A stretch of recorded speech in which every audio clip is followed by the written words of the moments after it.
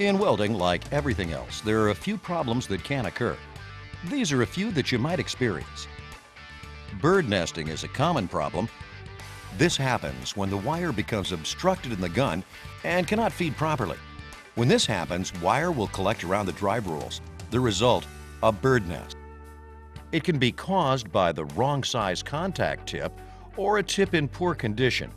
Replace the tip with the correct size for the wire. Bird nesting can be caused by a plugged or kinked gun liner. In this situation, it will be necessary to replace the gun liner. See your owner's manual for the correct procedure. An obstruction on the wire between the gun and the drive rolls can also result in bird nesting. Other causes of bird nesting include too much drive roll tension and the gun not inserted into the drive housing properly. If you have a bird nest, remove it by flipping up the drive roll. Pull the wire completely away, then refeed the wire, making sure that there are no kinks or strong bends in the wire. Burnback can occur if the wire feed speed is set too slow or if the gun is set too close to the work. This will cause the wire to burn back into the contact tip. If this happens, you'll have to replace the tip. Remove the nozzle and unscrew the tip. Be aware that the tip may have welded to the wire. Snip the wire off, replace the tip, making sure it is the same size, and tighten. Reinstall the nozzle, making sure that the contact tip is flush with the nozzle.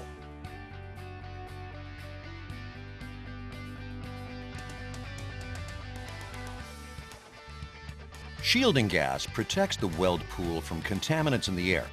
These contaminants can result in poor welds. Signs of poor welds caused by poor gas coverage include porosity or pinholes in the weld. Here are a few tips that can help you avoid this problem. Make sure that the gun is securely tightened with the knob. Make sure that your gas connections are correct and secure. Then check the flow gauge to make sure that the tank has sufficient gas. When adjusting your flow, remember that a typical flow rate is 20 to 30 CFH. All Millermatics are equipped with thermal overload protection. This is done to prevent damage to the Millermatic.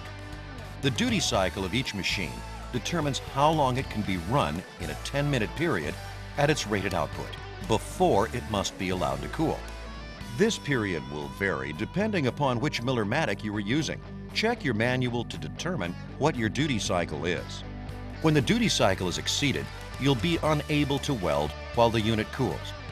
When the unit has cooled down, the circuit will reset itself and you'll be able to continue to weld. It's not necessary to power down the unit during cool down.